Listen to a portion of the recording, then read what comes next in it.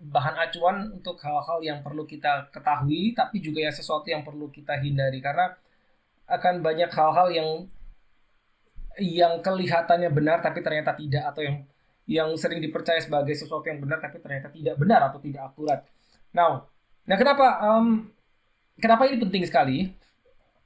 Kenapa ini penting sekali? Ini belum belum sempat saya tambah lagi, nanti akan ada lagi. Ya, so as we go ini akan nambah terus.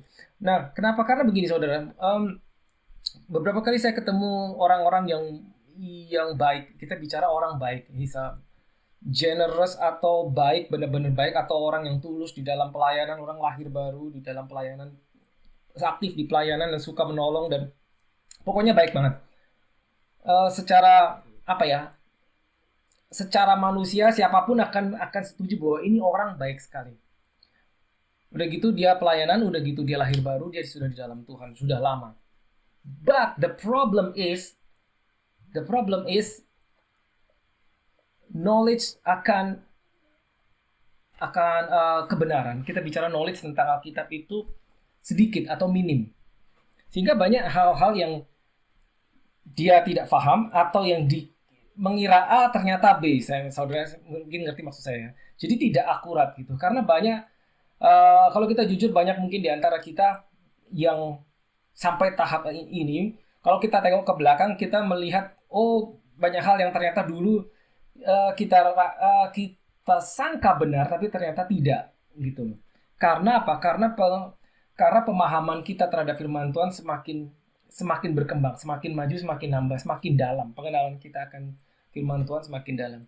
Sehingga kita tahu dan kita menghindari yang dulu kita lakukan. Gitu loh. Saya ambil contoh, yaitu tentang cara berdoa, ya. Salah satunya, ya.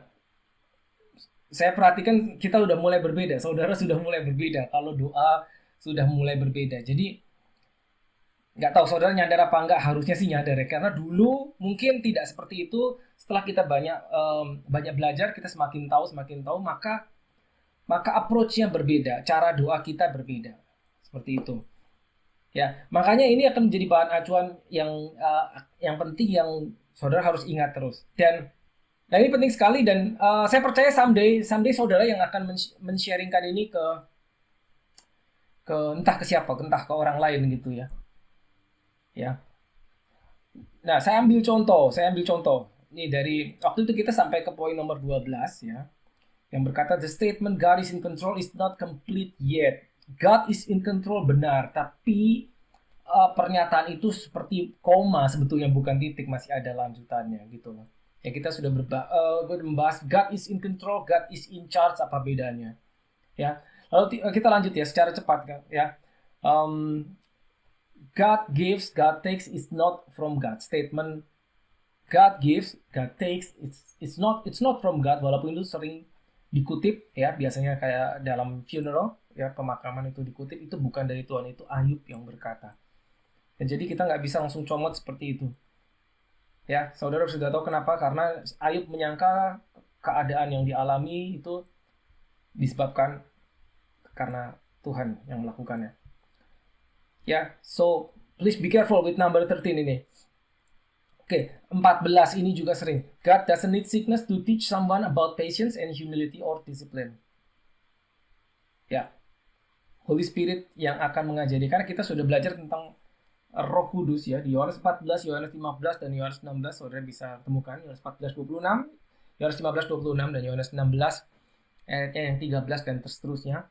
Saudara bisa jumpai peranan Roh Kudus, saya rasa masih cukup segar diingatan. Ya, salah satunya adalah mengingatkan kita akan kebenaran firman Tuhan. Ya, dan jadi kalau Tuhan mau mengajari kita tentang kesabaran, kerendahan hati, dia tidak perlu menggunakan sakit penyakit. Ya.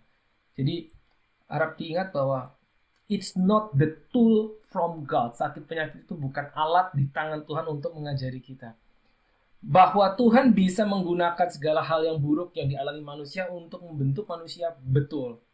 Tapi jangan salah, bukan dia yang menyebabkan hal-hal buruk tersebut. Yaitu dua hal yang berbeda. Ya. Dia bisa mengerjakan sesuatu dari yang buruk dan membuatnya menjadi baik, itu benar. Tapi bukan berarti dia dibalik sesuatu yang buruk tersebut. Contohnya dalam hal ini sakit penyakit. Alright. Ya, 15. Ya, ini saya rasa udah tahu semua. The term God is able atau God can is good but not enough. Ya. Tuhan sanggup. Yes, betul. Kita harus bisa satu langkah lebih jauh. You have to believe that God is willing. Dan lebih jauh lagi, God has done. Ya, karena kalau kita berhenti God is able, Alkitab juga berkata bahwa si jahat, iblis itu juga percaya dan dia gemetar. Gitu loh. Jadi kita harus bisa lebih jauh dari tahapan God is able. Gitu loh. Itu benar, itu statement itu benar, tapi kita tidak berhenti di situ. Gitu loh. Ya. Next ya. Karena ini banyak jadi saya kebut aja. Oke, 16. God is not holding back his blessing. Dia tidak menahan berkat. He has blessed us with all spiritual blessing. Ya, saudara tahu ini Efesus 1 ayat 3. Ya, dia telah ya. Jadi dalam kaitan kita, hubungan kita, kekristenan kita, kita harus ingat bahwa yang dari pihak Tuhan itu dia telah memberikan, dia telah melakukannya. Ya, masalahnya kita terima apa enggak itu bukan problemnya dia, sebetulnya adalah seperti kayak pemancar yang sudah memancarkan siaran, tapi apakah receivernya itu nerima apa enggak, itu bukan salah pemancarnya. Kurang lebih begitu, ya Pak, ilustrasi singkatnya. Ya. Next. 17 sudah jelas sekali. Any condemnation is not from God. Holy Spirit convicts but not condemns. Ya. Condemnation itu biasanya pikiran kita sendiri yang bekerja. 18 lanjut. Prayer and fast, ya. Doa puasa are not something you do to persuade or force God to act. Prayer and fast are for you, for us, not for God. Ini sangat populer dan sering sekali disalahartikan bahwa doa dan puasa itu kita supaya menerima sesuatu. Ya, seakan-akan kita melakukan sesuatu atas diri kita supaya Tuhan bergerak lebih cepat, mempercepat jawaban doa. Nah, itu yang paling sering, yang paling populer, yang paling banyak dipercaya. Tapi sebetulnya bukan demikian. Kenapa? Karena kita harus kembali ke poin-poin yang sebelumnya bahwa dia telah memberikan, dia telah melakukan. Ya, selesai, karyanya selesai melalui Yesus. Jadi bukan ditambahi doa puasa maka dia akan mempercepat jawaban doa, bukan. Doa puasa adalah is for us, ya. Itu ada satu topik sendiri tentang doa puasa, kita akan sampai ke situ one day, ya. Jadi tujuannya apa, doa puasa seperti apa? Ya, tapi kita nggak bahas hari ini lebih dalam tentang mengapa kita doa dan puasa. Nah, 19 ini. Ini sering sekali. Ya, perhatikan baik-baik nomor 19. Yeah. Saying God we are sinner is not necessary. It's a wrong statement. We are not sinner. We are not sinner. We were. Dulu. Nah, jadi saudara sering dengar bahwa dalam doa sering ada orang berdoa dengan mungkin dengan berkata, kami ini orang berdosa Tuhan. Datang ke hadapan Tuhan merendahkan diri dan mengucapkan kata-kata, Tuhan kami ini bukan apa-apa, kami bukan siapa-siapa, kami hanyalah orang berdosa, kami tidak mampu apa-apa. Kenapa? Kenapa itu sangat populer? Kenapa? Itu seakan-akan merendahkan diri kita di hadapan Tuhan, tapi itu tidak perlu. Itu tidak menambah, tidak membuat Tuhan cepat menjawab, bukan itu. Jadi kita tidak perlu berkata, Tuhan aku ini orang berdosa. Tidak lagi, karena kita tidak lagi orang berdosa. Nangkap saudara maksudnya? Kita bicara status. Kita telah dibenarkan oleh darah Yesus. Dulu, kalau saudara baca, makanya, kalau saudara baca di Alkitab ya, di King James terutama ya, terjemahan King James. Karena di bahasa Indonesia nggak ada tenses, past tense, present tense, and future tense. Karena itu nggak ketemu di Alkitab bahasa Indonesia. Tapi kalau di Alkitab bahasa Inggris, kita akan ketemu seperti itu. You were sinners. Kita dulu, bukan sekarang. Jadi kita tidak perlu merendahkan diri di depan Tuhan dengan berkata, Tuhan aku ini orang berdosa. Tuhan aku ini orang berdosa, aku nggak bisa apa-apa. That is not necessary. Gitu. Ya. Orang lain silahkan berdoa demikian, but please don't do that, gitu loh. Ya. Akan lebih baik jika kita mengakui dan setuju apa yang telah Yesus lakukan di salib untuk kita. Karya penebusan Dia kita setuju. Sehingga kita tidak kembali ke posisi kita lama sebagai orang berdosa dan mengingatkan Tuhan, Tuhan ini aku ini orang berdosa. Enggak perlu. No, because you are not. You were. Ya, tapi saat ini bukan lagi status kita orang benar karena telah dibenarkan. Status, ingat ya, bukan action, but status. Ya, nomor 19 karena ini populer, sering kita dengar. But it's not necessary. You don't have to say that. Please don't say that. 20 juga. You are different from unbelievers. Kita ini berbeda. Kenapa? Karena memang kita sudah dibedakan. Ingat ya, God doesn't remember your sin anymore. Jadi kita tidak perlu membawa lagi dosa kita di hadapan Tuhan hanya untuk supaya terlihat humble, terlihat rendah hati. Lalu kita mengingatkan Tuhan, aku ini begini loh, aku ini orang berdosa. So please don't bring up your sin, bring up your life before the Lord. Itu nggak ada gunanya, saudara. Ya, meskipun sekali lagi itu cukup populer, banyak dipakai, banyak orang melakukan. We don't have to do that. Don't do that. Ya, nah ini juga ada kaitannya nomor 21. Ya, you are now qualified before God because He qualifies you with His blood. Nah, ya saudara harus punya keyakinan di sini. Bentar, ini Pak Joshua baru masuk. 21, nomor 21. Ya, you are qualified. Nah, jadi gini saudara, kita tidak berdoa di hadapan Tuhan, datang ke hadapan Tuhan dan merendahkan diri dengan berkata demikian. Tuhan, kami ini tidak layak, kami ini nggak ada apa-apanya, kami tidak layak, kami adalah orang-orang yang tidak layak. Please stop doing that. Ya, saya rasa saudara sudah tahu harusnya. Itu tidak perlu. Kita tidak merendahkan diri di hadapan Tuhan dengan bilang, Tuhan aku ini orang berdosa. No, you are sanctified. You are sudah ditebus. You are redeemed by the blood. Jadi jangan berkata lagi, aku ini orang berdosa loh. Bukan. Dan juga jangan berkata, aku ini tidak layak. Tuhan, aku ini bukan apa-apa. Aku hanya hamba yang tidak layak. Tahu nggak? God doesn't need that. Dia tidak perlu itu. Nah, kenapa manusia sering melakukan itu? Merendahkan diri, tanda kutip, saya menggunakan tanda kutip di hadapan Tuhan, merendahkan diri dengan membawa kondisi masa lalu. Tuhan, aku orang berdosa. Tuhan, aku nggak bisa apa-apa. Tuhan, aku ini nggak layak. Sebetulnya itu jiwa, saudara. Itu hanya jiwa manusia sendiri. Kenapa? Karena Tuhan tidak perlu itu. Mungkin Tuhan akan menjawab, my son, you are qualified now because of my blood. My blood has sanctified you. Engkau tuh dihapus dosamu. Jadi ngapain kamu datang lagi di hadapan Tuhan dengan merendahkan diri demikian? No, it's not. Ya. Itu hanya memuaskan jiwa kita justru. Tuhan tidak perlu itu. Dia tahu dan dia lebih tahu. Ya. Nah, saudara bisa jumpai. Saya nggak bawa catatannya soalnya. Ya, saudara bisa lihat di Alkitab saudara. Ya, bisa saudara temukan bahwa Dia yang telah melayakkan kita. Jadi God has qualified us. Jadi just to make sure that you know bahwa benar loh, kita ini sudah layak gitu loh. Kolose 1 ayat 12 coba boleh? Kolose 1 ayat 12. Kolose 1 ayat yang ke-12.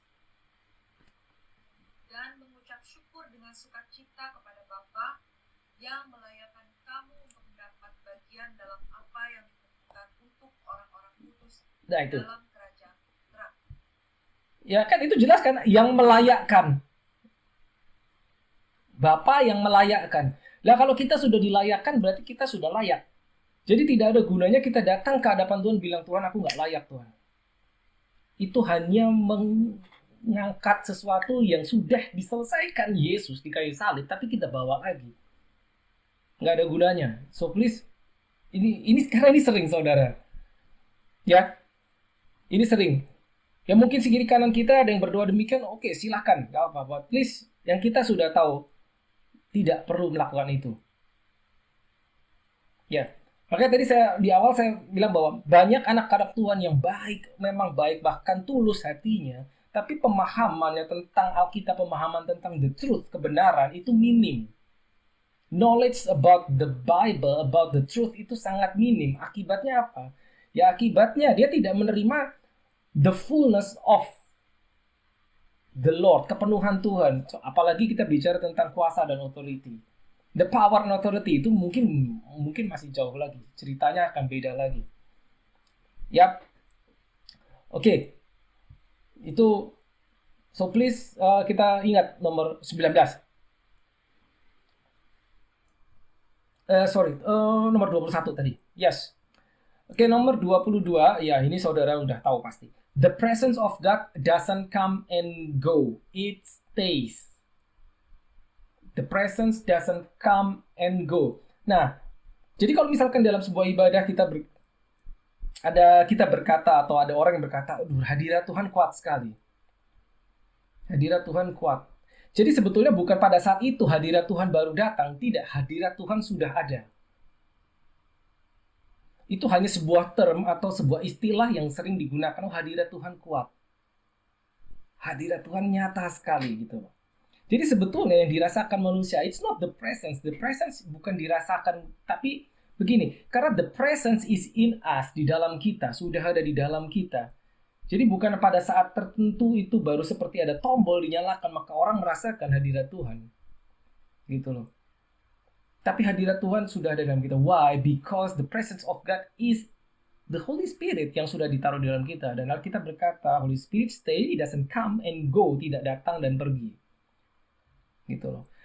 Bedanya adalah apakah itu termanifestasi atau tidak. Gitu loh. Nah, tapi manusia bisa merasakan yang namanya the power of God. Jadi contohnya jika ada saudara menumpangkan tangan atas orang sakit atau mungkin KKR, lalu yang melayani itu menumpangkan tangan dan orang tersebut rebah jatuh. That is not because of the presence but the power. Ya, so the presence dan the power of God itu dua hal yang berbeda, tidak sama persis. The presence and the power, tapi itu nanti topik yang berbeda karena kalau saya masuk ke dalam situ terlalu jauh. Tapi saya sudah pernah rasanya membahas ini. Hopefully saudara masih ingat. The presence and the power itu bukan hal yang sama. Oke, 23. If you pray for a person and do not see anything happens now. Watch this, ini penting sekali. Ya. So if you pray for a person and do not see anything happens, do not judge that he is not healed. Jadi kalau saudara melayani kesembuhan dan saudara tidak melihat perbedaan, saudara tidak melihat sesuatu terjadi, ya. Jadi please jangan mengambil kesimpulan apa-apa, ya. Ya. Karena begini, saudara harus ingat ini. When you do the work of God, ministering healing, something will happen even though you do not see. Jadi jangan biarkan mata ini adalah jasmani, saudara ya. Ya, mata ini bagian dari tubuh. Jangan biarkan apa yang bagian dari tubuh ini menentukan apa yang terjadi. Kita harus bisa step into another realm, yaitu apa? Pada saat kita melepaskan firman Tuhan, itu sesuatu sudah terjadi. Nah, ini sebuah konsep, saudara.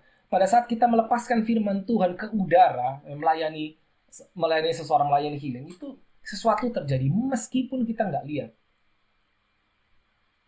Meskipun kita tidak melihat, ini kayaknya nggak ada terjadi apa-apa sama orang itu. No. Kita standarnya ini, sudah hanya ini. Hanya ini, tidak ada yang lain gitu loh. Jangan kita pakai lagi pindah ke standar jasmani. Ini kan standar jasmani ya. Saya mau tahu, saya maunya saya lihat. Saya maunya lihat bukti. Enggak seperti itu, saudara. Alkitab udah berkata firman Tuhan ini roh dan hidup. Jadi pada saat kehidupan dilepaskan, itu sesuatu terjadi. Apa? Kematian pasti menyingkir karena ada kehidupan dilepaskan. Karena ada terang dilepaskan, kegelapan pasti menyingkir. Meskipun kita nggak lihat. Gitu loh. Nah, kita pengennya lihat. Ya. Siapa yang tahu, mungkin begitu dia pulang, dia on the way di tengah jalan, dia berubah, dia sembuh. Kita nggak lihat, kita nggak tahu lagi. Mungkin kita nggak ketemu orang itu lagi. Tapi satu yang kita harus percaya bahwa itu tidak akan gagal. Firman itu nggak akan gagal, saudara. Ingat ya, saudara melayani healing, saudara melayani orang, melepaskan healing, melayani healing. It's not you, bukan engkau, bukan kita, bukan kuasa kita, bukan. Jadi kita tidak bersusah payah, tidak. Kita hanya menjadi saluran membuka supaya yang dari dalam ini mengalir keluar. Apa itu? Kehidupan. Ya. Dan firman Tuhan udah bilang, begitu firman dilepaskan itu tidak akan kembali sia-sia. Sudah, percaya itu, titik, selesai. Meskipun kita nggak lihat, yes. Ya. Right, next ya. 24. Oke, do not judge people if they don't seem to get healed. Nah, ini berkaitan. Jangan menghakimi orang kalau orang itu nggak sembuh. Ya, karena ini sering ada asumsi bahwa ternyata ya dia nggak sembuh karena iman dia kurang. Ya, atau dia mungkin bukan orang percaya. Nah, hal-hal seperti itu tidak akan membawa kebaikan. It will not make things better. Ada sesuatu yang kita tidak tahu. Ya, tapi secara manusia kita selalu ingin tahu kenapa kok orang ini kok didoain 2 kali kok nggak ada perubahan, udah didoakan 3 kali 4 kali atau seminggu tapi kok nggak ada perubahan gitu. Lalu kita mulai mengambil kesimpulan, menganalisa mengapa itu semua hanya dari jiwa dan berdasarkan pengalaman manusia yang adalah hikmat manusia. It's not from God. Ya, jadi itu nggak ada gunanya. Just believe and keep standing. Oke, 25. You don't know people's faith. Jadi kita tidak tahu iman orang yang kita layani. Ya, maksudnya gini saudara. Kita nggak tahu bahwa misal kita melayani orang, kita nggak tahu kondisi iman dia seperti apa, kita tidak pernah tahu. Ya, bagus kalau dia bisa bersepakat dengan kita, gitu loh. Dia percaya, meskipun dia bilang saya percaya, ya itu yang keluar dari mulut dia. Apa yang dalam hatinya kita nggak tahu saudara. Jadi kita tidak bisa memaksakan iman kita ke dia. Jangan maksudnya, it's your faith. Pada saat melayani, it's your faith. Bukan iman orang yang saudara layani. It's good kalau dia percaya, ya. Tapi kita tidak bisa bergantung dengan yang itu. Kenapa? Karena kita nggak tahu kondisi dia. Jadi yang penting pada saat kita melayani, it's your faith. Iman orang yang melayani. Itu lebih penting. Ya, jadi saudara tahu standing saudara di mana, kondisi saudara bagaimana, iman saudara tahu karena saudara sendiri tahu, ya, tahu firman.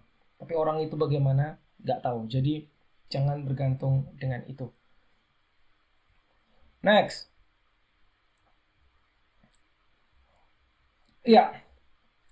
27. You can minister healing to anyone regardless of their religion. Ya, nggak masalah mereka agama apa. Agama apapun mereka itu tidak akan menghentikan the power of God. Pada saat itu dilepaskan, itu akan mengalir kemanapun juga. Oke, 28 saya rasa saudara tahu, pada saat saudara melayani kesembuhan, jangan terjebak oleh percakapan yang terlalu panjang, yang akhirnya kebanyakan percakapan yang tidak perlu, yang akan mempengaruhi jiwa kita. Akan mempengaruhi jiwa saudara pada saat saudara melayani. Apalagi orang itu punya kehidupan yang sangat sulit, yang sangat menyedihkan, ya. Dan dia cerita, kita terlibat percakapan, itu akan mempengaruhi jiwa kita. Ya. Apalagi kalau kehidupan kisahnya sangat menyedihkan, ya. Itu akan membawa pressure buat saudara. Apa pressure-nya? Aduh, gimana nanti kalau saya doakan dia nggak sembuh? Hidup dia akan lebih menderita. Kurang lebih seperti itu. So, jangan terlibat percakapan lebih. Ingat, saya selalu sampaikan kalau saudara melayani healing, you come, you hit the problem, you leave. You come, you hit the problem, you leave. Jadi saudara datang di situ bukan sebagai konselor untuk konseling, bukan. You minister healing. Konselor itu beda, konseling itu beda. Ada orang yang mau mengkonseling, mau menghabiskan waktu berjam-jam sebelum melakukan pelayanan kesembuhan, biarkan. It's terserah mereka. Tapi ada satu cara, you come, you hit the problem, you leave. Nah, counseling itu ada di area yang namanya discipleship, bukan di area healing ministry sebetulnya. Jadi saudara tidak mengcounseling sebetulnya, saudara melayani healing. healing ministry. Oke, next adalah 29. Ya, ini penting saudara. You do not know what you will encounter with. So keep clean and stay clean is the best. Keep clean and stay clean. Kalau kita tidak clean, itu ada ruang atau celah bagi musuh untuk mendakwa kita.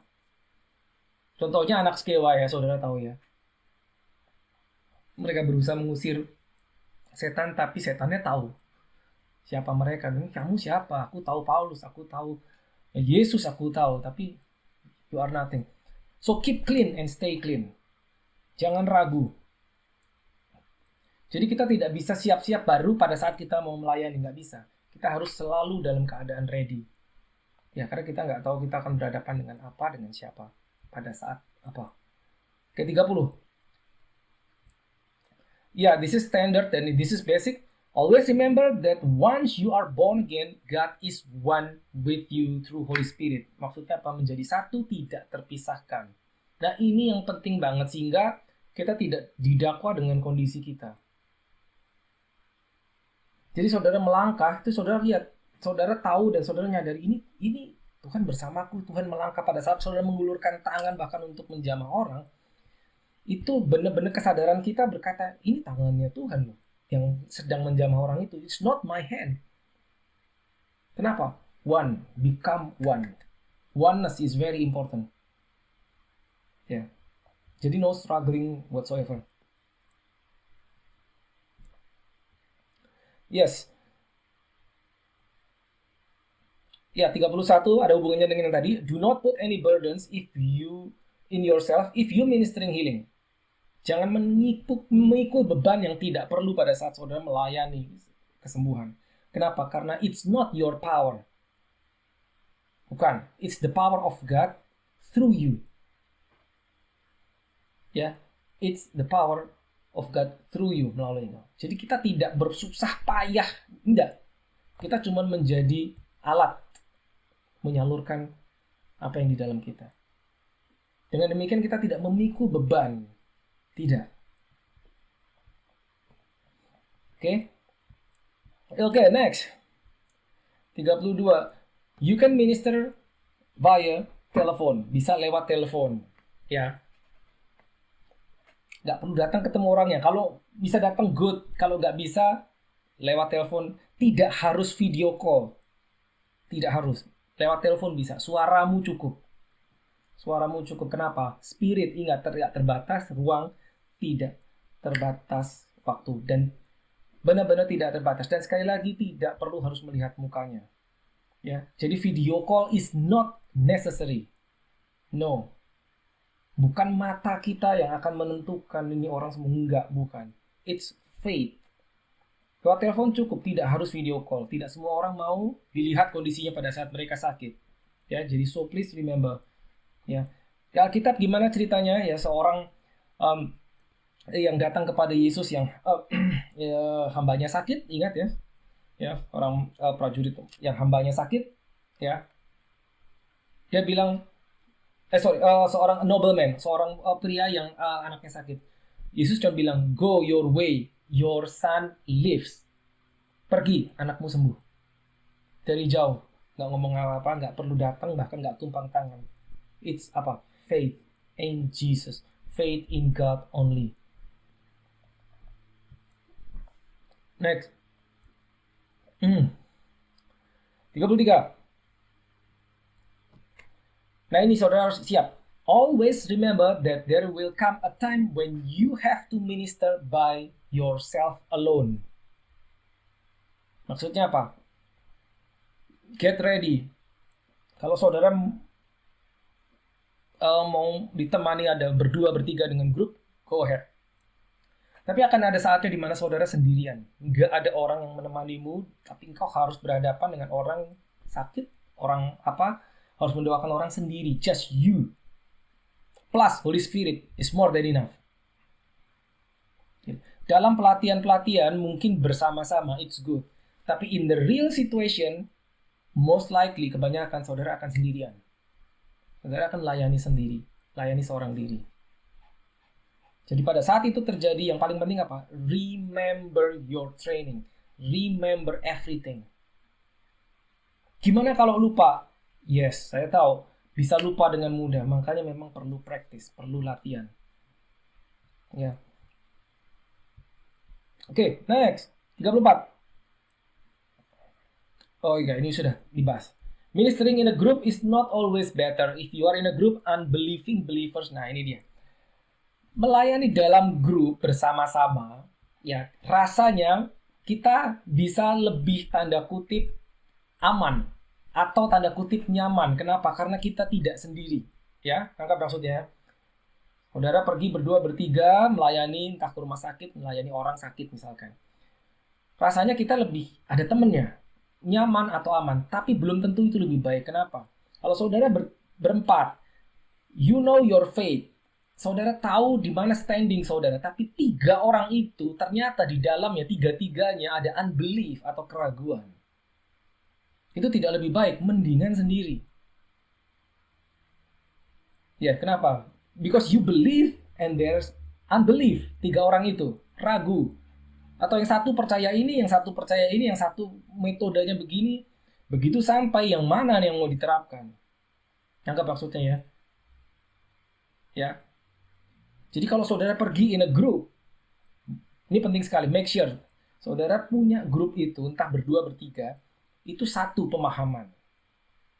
Kalau tiga-tiganya melalui training yang sama, oke, it's good. Pemahamannya mungkin mendekati sama. Iman mungkin sama, mungkin enggak, kita nggak tahu. Tapi kalau semuanya berasal dari training yang berbeda-beda, percayalah sampai di lokasi yang satunya mau cara ini, yang satunya mau cara ini, dan tidak ada leadernya. Wow, lebih baik pisahkan diri. Sendirian jauh lebih bagus. Kita sendiri plus Holy Spirit is more than enough. Alright. 35. Always consider the emotional condition of the people you are ministering. Ya, tadi sudah dibahas ya. Ya, mereka biasanya punya kondisi emosi sehingga nggak pengen diketahui orang, malu, minder dan seterusnya. Jadi kita harus tahu bahwa kondisi orang yang mungkin sakit, yang sedang sakit adalah demikian. Makanya sekali lagi mungkin lebih efektif kalau sendirian datang melayani, nggak berdua bertiga rame-rame. Juga melalui telepon mungkin dia lebih nyaman dibandingkan video call. Oke, 36. Ya, this is very simple yet important. If something happens to you and you don't feel right with God, something happen to you and you don't feel right. Maksudnya gimana? Maksudnya gini, saudara mau melayani inilah, saudara mau melayani seorang yang sakit lah, mau mendoakan sakit, atau mau pelayanan lah, mungkin mau pelayanan praise and worship lah, katakanlah, apalah. Tiba-tiba sebelum pelayanan sesuatu terjadi, maksudnya begini, suami istri suka bertengkar. Padahal udah mau pelayanan.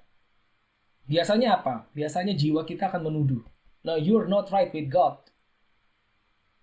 You're not right with God. Kenapa? Kamu tadi baru bertengkar dengan pasangan. Nah, itu akan terbawa, saudara. Dan itu akan menghalangi. Menghalangi apa? Menghalangi flow. Flow yang dari dalam ini. Ini kita akan flowing rivers. Power of God. Itu akan menghalangi. Jadi apa yang harus dilakukan? Get under the blood. Bereskan dengan Tuhan, selesai. Gitu. Jangan biarkan apapun menjadi penghalang pada saat kita harus ministering. Apakah itu praise and worship, healing ministry, atau juga. Karena meskipun saudara cuma di mimbar, mungkin katakanlah nyanyi sebagai singer, not even worship leader. Jangan lupa, saudara menyatakan sesuatu, keluar dari mulutmu firman, you are releasing power, you are releasing life. Jangan biarkan apapun dari dalam jiwa kita menjadi penghalang. Dan biasanya itu adalah pikiran kita yang menyatakan dan menuduh kita, kamu nggak benar di hadapan Tuhan. Ya, so please remember this. Ya. Get under the blood, everything set. 37, this is important. Always meditate in His word. Do not get detached from the vine. Pokok anggurnya itu adalah Dia, Tuhan kita Yesus Kristus. Jangan kita terpisah. Meditate in His word itu esensial. Apapun, dimanapun, kapanpun. Gitu. Itu yang akan membuat kita ready at any time. Nah, 38. In ministering healing, always remember that there is no hindrance for His healing power. Ya, jadi apapun kondisinya, siapapun dia yang kita layani, kita harus ingat satu hal yang prinsipal sekali, yaitu apa? Tidak ada penghalang. Tidak ada syarat atau apa segala pun, itu biasanya diterapkan hanya oleh manusia. Gitu. So the power of God itu akan menembus segala situasi dan kondisi. Jangan kita menaruh penghalang yang sebetulnya nggak ada. Gitu. Apakah itu syarat, apakah itu ritual atau apapun, harus pakai minyak misalkan ya. Mengolesi dengan minyak it's good gitu. Tapi bagaimana jika tiba-tiba saudara dengan tengah jalan ada orang meminta didoakan, saudara nggak bawa minyak? Aduh gimana ya, saya biasanya pakai minyak. Ini itu akan menjadi penghalang saudara. Ya. Jadi apapun yang bisa menghalangi kita, menghambat kita, itu harus ditanggalkan. Gitu loh. Sama seperti harus ada alat musik gitu, kita mau nyanyi dulu. Tapi kalau lagi tiba-tiba nggak ada gitu, mau gimana? Jangan biarkan itu menghalangi. Segala kondisi, lingkungan, sekitarnya, dan seterusnya. Ya, kita akan berada di dalam kondisi yang nggak kita sangka-sangka. Dimana di situ tetap harus flow. Terus satu hal lagi saya tambahkan. Please learn and practice. Learn and practice. This is important. Please learn and practice to pray and to minister healing in English. Saudara harus bisa melayani dalam bahasa Inggris. Harus, saudara. Yes, harus. Kenapa? Karena kita tinggalnya di Australia. As simple as that. Tapi kan kita orang Indonesia, kita di lingkungan orang Indonesia. No, you live in Australia. Cepat atau lambat, saudara akan berada ketemu sama orang yang nggak bisa ngomong bahasa Indonesia, dan saudara harus melayani orang itu. Entah cuma mendoakan, entah mungkin dia sakit, atau apa. Practice itu bisa dipelajari. Saudara harus bisa mendoakan orang dalam bahasa Inggris. Instantly, at any time. Harus bisa mendoakan kesembuhan dalam bahasa Inggris. Harus bisa, yes, harus bisa. Itu dilatih, saudara. Tak bisa enggak. Jadi intinya apa? Kalau kita mau ready, kita yang membuat kita ready. Hal yang bisa kita lakukan untuk membuat kita ready, kita lakukan, saudara. Roh Kudus akan selalu ready. Tuhan akan selalu siap, gitu. Tinggal kitanya bagaimana. Ya, seperti itu. So please, practice your English. Practice your English. Pray, berdoa dalam bahasa Inggris. Ya, pertama kali mungkin, nggak keluar gitu loh, nggak keluar kayak kita biasa berdoa dalam bahasa Indonesia begitu, kita berdoa bahasa Inggris nggak keluar rasanya gitu. Jadi kata-kata jadi terbatas gitu, karena pakai lama gitu loading, karena saya harus mikir dulu, ditranslate dulu ke bahasa Inggris baru kita bisa keluarkan. Ya, it's okay, nggak apa-apa. Lama-lama karena kita sering latih itu akan menjadi semakin semakin lancar. Yes, oke. Ada pertanyaan? Ya, bolehkah minta contoh doa kesembuhan dalam bahasa Inggris buat dihafalkan? Oke, lama-lama baru bisa diimprove. Oke, good. Untuk dihafalkan. Oke, baik. Nanti saya akan tulis kalau gitu ya. Jadi bisa untuk dihafalkan kan maksudnya ya. Jadi bisa dibaca dan bisa diimprove gitu. Nah, sebetulnya gampang. Kalau saudara pernah melayani mendoakan orang dalam bahasa Indonesia, ya udah itu tinggal ditranslate dalam bahasa Inggris. Sebetulnya seperti itu, gitu loh. Ya, gitu loh. Ya, tapi ya, sekali lagi bahwa akan ada saat pertama untuk segala sesuatu. There will be the first time in everything that we do. The first time itu akan selalu ada. Mungkin saudara belum jumpa orang yang saudara tidak kenal, kita bicara orang yang nggak kita kenal, maybe orang apakah itu tetangga, apa orang bahasa Inggris yang nggak bisa bahasa Indonesia, yang dimana saudara harus berdoa buat dia. Nah, akan ada saatnya pertama, oke, itu dia, gitu. Nah, saudara harus melewati saat yang pertama itu, karena begitu saudara melakukan yang pertama itu saat yang pertama, maka yang kedua dan seterusnya akan lebih mudah dan kita akan lebih berani. Oke, nanti saya tulis ya, Yun ya, biar bisa kalau mau dia hafalkan. But basically it's just like bahasa Indonesia cuma di translate aja. Nah, oke, nangkap ya. Itu poin-poin yang penting tadi ya, 38 poin. Nanti uh, saya post lagi sekali lagi di grup karena tadi Pak Joshua belum dapat ya ininya. Uh, karena waktu itu masih di grup yang lama, jadi di grup yang baru belum ada dokumennya. Nah, yes, sekali lagi. Jadi gini, saudara. Pada intinya begini, kita berjalan sama Tuhan, ya. Ya, kita berjalan sama Tuhan, kekristenan kita, kedewasaan kita di dalam kekristenan kita, ya. Itu selalu terkait dengan yang namanya iman. Ya, kita bicara iman, kita percaya sama Tuhan, betul. Tapi apanya yang kita percaya? Kita percaya Yesus, Lord, I trust you, gitu. Kita percaya sama. Tapi pertanyaannya apa yang kita percayai? Pernah kepikir gitu nggak? Ya, kita sebagai orang Kristen, iman kita kepada Yesus. Kita percaya dia. Jesus is Lord. Jesus is Lord. Yes, He is God. Yes, betul.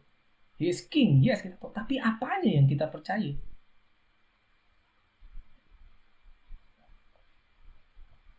Ya, gimana Elina, ada pertanyaan ya?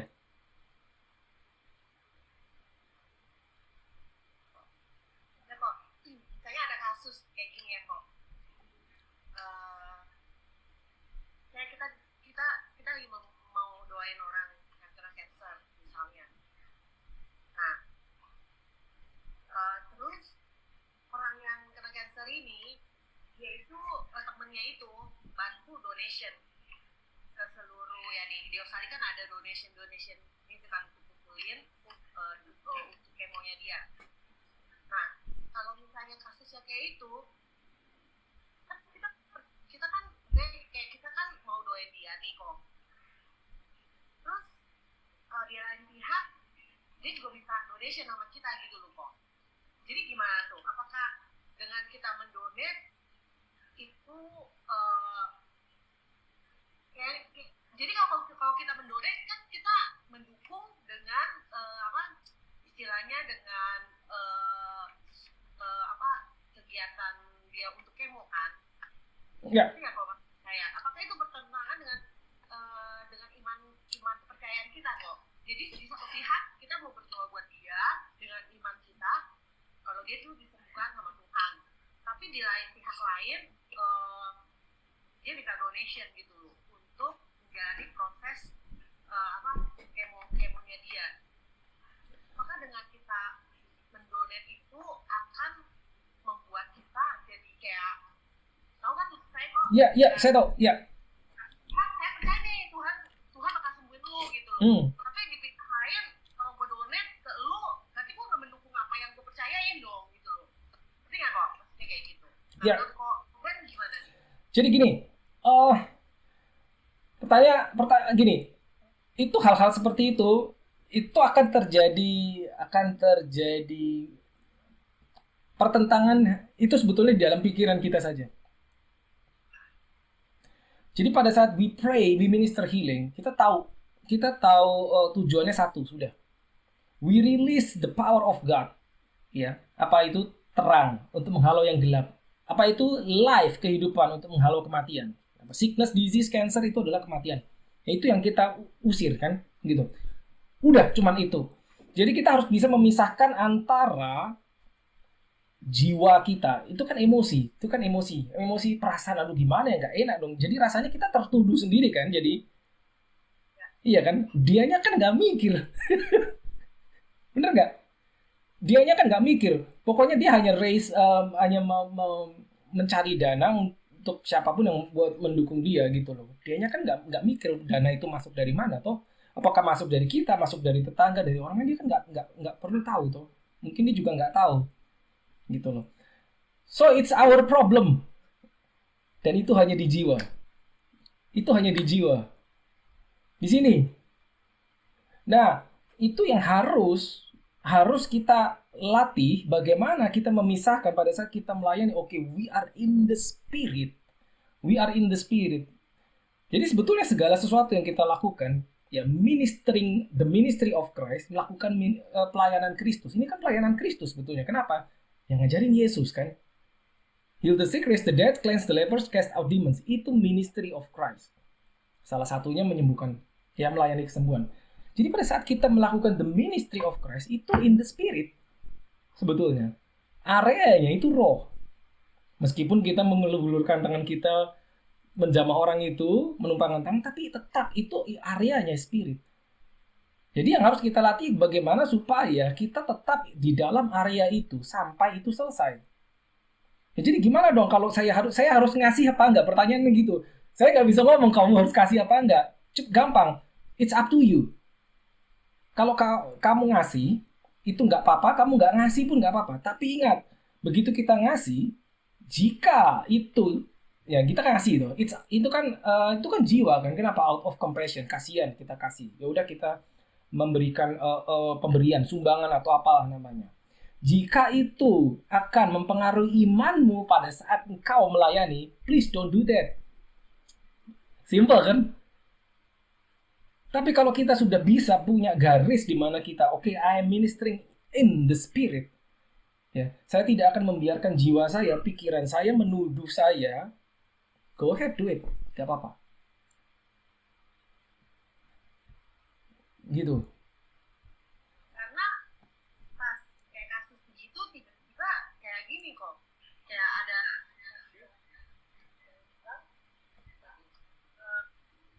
Petrus bilang, Mas,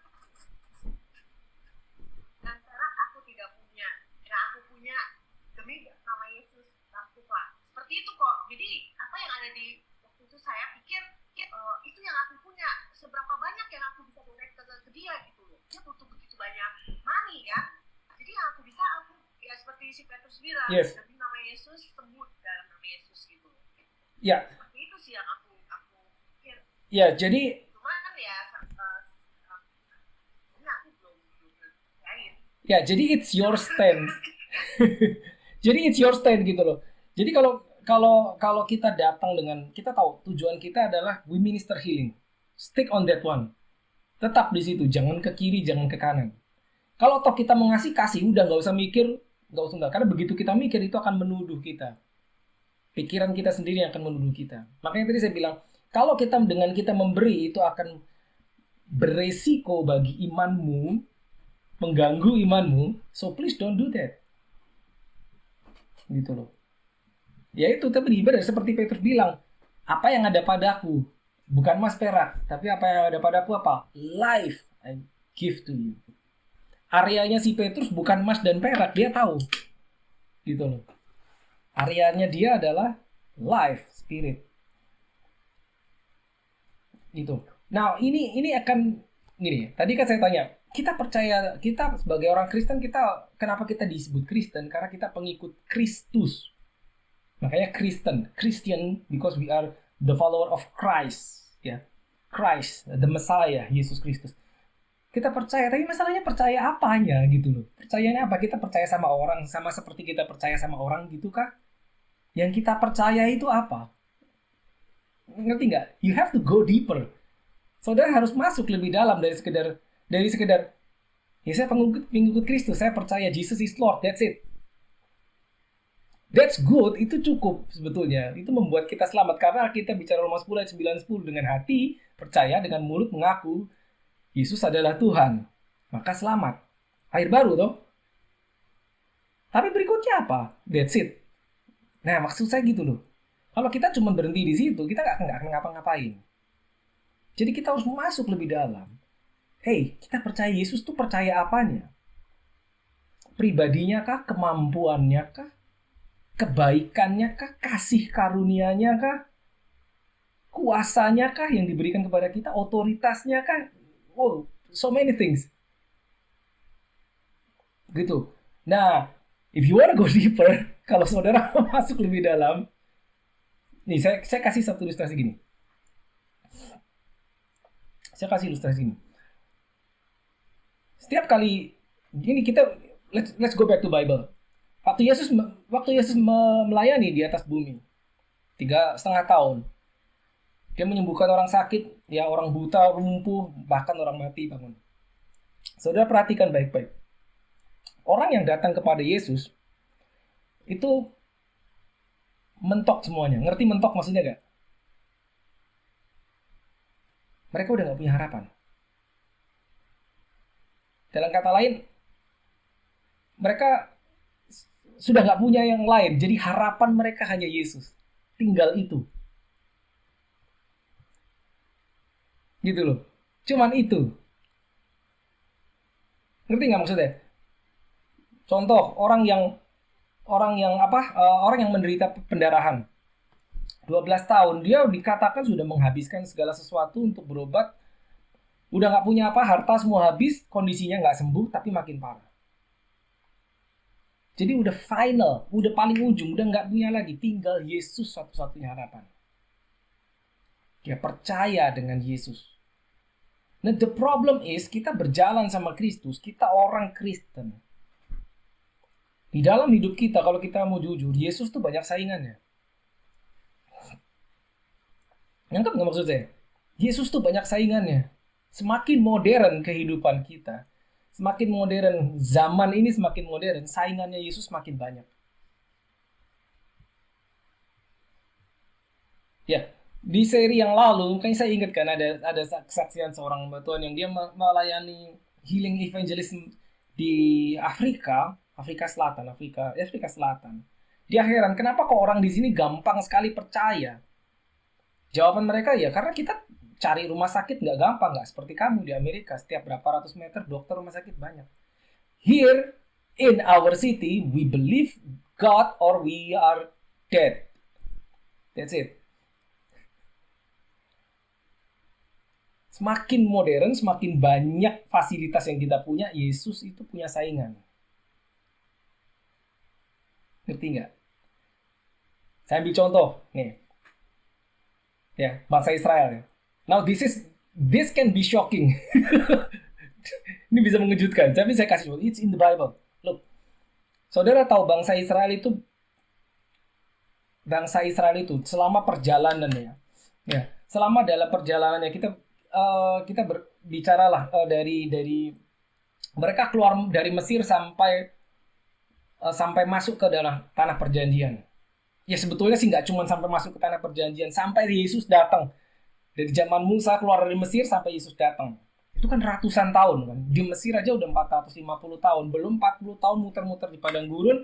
Habis itu masuk ke tanah perjanjian dipimpin Joshua, lalu zaman hakim-hakim itu ratusan tahun. Saudara tahu berapa kali bangsa Israel jatuh? Kalau saudara buka kitab Raja-Raja, setelah Saul raja pertama, habis itu Daud kan, lalu Salomo, ya Solomon. Habis itu bangsa Israel kerajaan terpecah dua, atau utara sama selatan. Saudara tahu nggak? Kalau nggak tahu nanti one day kita study itu. Bangsa Israel terpecah dua, ya gara-gara apa? Salomo. Kenapa? Salomo itu tidak taat sama Tuhan pada saat akhir. Dia berawal dia sebagai raja yang baik, tapi makin ke belakang gara-gara kebanyakan istri, maka dia terpaut oleh ilah istrinya, sehingga dia jatuh ke dalam penyembahan berhala. Lalu bangsa Israel terpecah dua kan, ya, sebelah utara, sebelah selatan. Ya, kalau saudara baca di kitab Raja-Raja, kurang lebih ada 20 raja di utara, ya, 20 raja di selatan. Jadi terpecah kerajaan Yehuda sama Israel. Saudara boleh baca di kitab Raja-Raja, 20 raja Israel, ya, sama 20 raja Yehuda. 20 raja Israel, 20-20-nya tercatat melakukan yang jahat di mata Tuhan. Can you believe that? 20 raja Yehuda yang selatan, ya, ada yang baik, ada yang jahat. Tapi kebanyakan jahat di mata Tuhan. Nah, saudara tahu nggak jahatnya itu apa sih? Kalau Alkitab mencatat si raja ini melakukan yang jahat di mata Tuhan, selalu ada itu kan. Raja-raja itu menarik. Kitab Raja-Raja. Si ini memerintah sekarang sekian puluh tahun, dia melakukan yang benar di mata Tuhan. Nah, kita bilangnya gitu. Atau si ini melakukan yang jahat di mata Tuhan. Kejahatannya apa? Apa?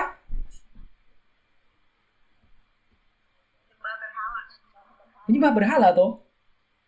Menyembah berhala. Bisa dibayangkan nggak, ini bangsa pilihan Tuhan itu jatuh ke dalam dosanya tuh itu terus berulang terus. Begitu jatuh, Lalu datang tulah hukuman, apa mereka dikalahkan raja. Lalu mereka berteriak di hadapan Tuhan, dibebaskan. Habis itu jalan sekian lama jatuh lagi. Jatuhnya tuh itu terus.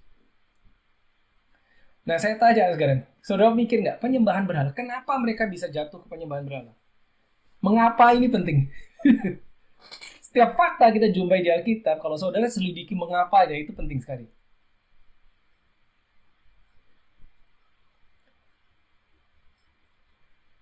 Mungkin kalau kita bicara penyembahan berhala, kita pikir, oh itu zaman dulu lah, kita aman lah, kita nggak akan jatuh ke penyembahan berhala. Karena kita berpikir berhala, kita nyembah batu, nyembah patung tuh, nyembah arwah orang mati. Itu berhala. Bukan cuma itu, saudara. Tahu nggak? Nah, ini mengejutkan. Saya baru dapat. Saya baru dapat 2-3 hari lalu. Pagi-pagi saya berdoa. And then Holy Spirit teach me. Roh Kudus mengajarkan gini. Kenapa bangsa Israel jatuh ke penyembahan berhala? Dan ini mengejutkan. Saya pribadi terkejut sekali. Tahu nggak? Karena begini. Mereka punya Allah Israel. God Almighty, Jehovah. Mereka tahu dari zaman moyangnya, dari mulai Abraham, Isaac, Jacob, sampai mereka 12 suku Israel pertama sampai raja. Mereka tahu Allah Israel, mereka tahu kisahnya laut dibuka, itu yang paling impossible, semua tahu. Zaman Joshua matahari berhenti, sungai Yordan terbelah, mereka tahu itu. Tapi kenapa mereka bisa-bisanya berpaling ke ilah lain? Simple, sepele. Tahu nggak? Karena mereka begini, mikirnya tuh gini. Yang itu, Allah itu, yang itu juga bisa. Nah, ini yang mengejutkan bagi saya pribadi. Kenapa? Pada saat mereka jatuh ke penyembahan berhala, nih, misalkan ya, menyembah kepada Allah Israel ini lurus. Nah, penyembahan berhala itu bukan berarti, oke, saya nggak kesini lagi ya, saya kesini aja. Ternyata bukan cuma itu. Saudara boleh baca di kitab Alkitab. Ternyata yang dimaksud penyembahan berhala itu bukan cuma dari sini lalu saya belokin, enggak. Tapi apa? Ini plus. Ini ditambah yang ini, itu sudah berhala. It's in the Bible, saudara, itu di situ. Ada raja, saya lupa nama rajanya. Kalau saudara baca, karena raja-raja ini banyak, 20 orang, raja Israel, 20-20-nya jahat di mata Tuhan. Ada satu, saya lupa namanya sama. Dia itu gini. Dia masih menyembah Allah Israel, masih. Bukan meninggalkan dong, enggak, masih. Tapi dia juga tetap membuat tugu-tugu penyembahan.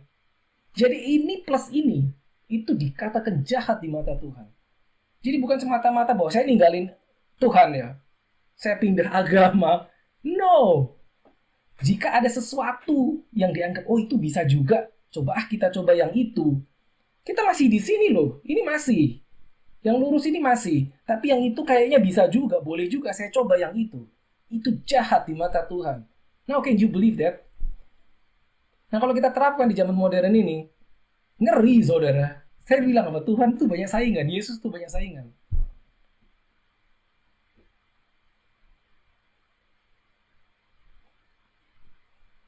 Kalau saudara mau masuk ke healing ministry, no, this is not only the study, Bible study untuk healing ministry, bukan hanya khusus healing ministry, but kita banyak mengcover tentang healing, pelayanan healing. Kenapa? Karena itu yang paling banyak dibutuhkan orang, jujur aja. Banyak orang sakit, banyak orang membutuhkan kesembuhan. Nah, if you wanna masuk ke healing ministry, pelayanan tentang healing,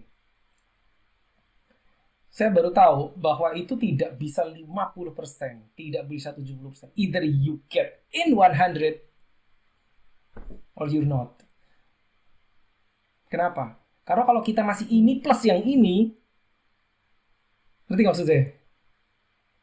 Kita masih ini plus ini, itu yang terjadi apa? Nah, contoh yang tadi, hati nurani kita sebetulnya apa? Pikiran kita akan menuduh kita. Saya ambil contoh, pada saat kita diperhadapkan ada orang sakit kanker, kita mau menumpangkan tangan, tiba-tiba pada saat kita mengulurkan tangan, pikiran kita menuduh kita, ya lu kok menumpangkan tangan, lu coba-coba menumpangkan tangan menyembuhkan orang sakit. Pada saat pusing aja kamu masih ngambil Panadol. Bagaimana mungkin kamu menumpangkan tangan atas orang sakit? Pernah kepikir nggak? itu akan menuduh kita. Itu akan menuduh kita. Ingat, ini plus ini. Kenapa? Karena yang itu kelihatannya baik juga. Saya tidak meninggalkan yang ini, tetapi tambahlah yang itu. Itu di Alkitab jelas itu dikatakan jahat di mata Tuhan.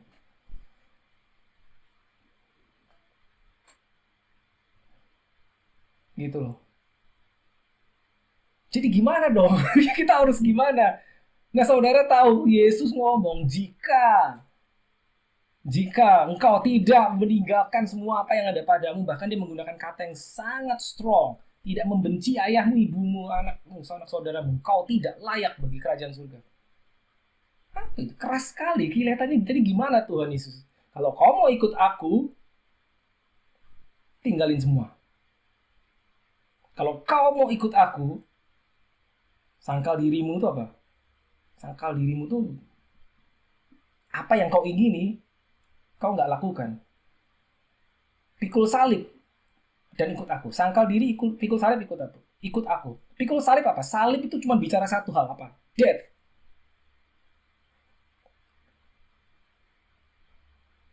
Baru kau ikut aku. Maksudnya apa? To receive Jesus. To receive Jesus. Menerima keselamatan. It will cost you nothing. Cuman percaya aja. But untuk menjadi murid Kristus, kan dibilang dong, ada satu orang mau datang, guru aku mau ikut engkau, tapi izinkan aku mengubur ayahku dulu. Apa Yesus bilang? Ingat kan? Biarkan orang mati mengubur yang mati.